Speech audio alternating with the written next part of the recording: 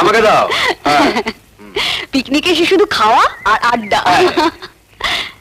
রণ ঠাকুরপুর কাছে শুনেছি তুমি খুব ভালো গান গাও, একটা গান শোনাও না।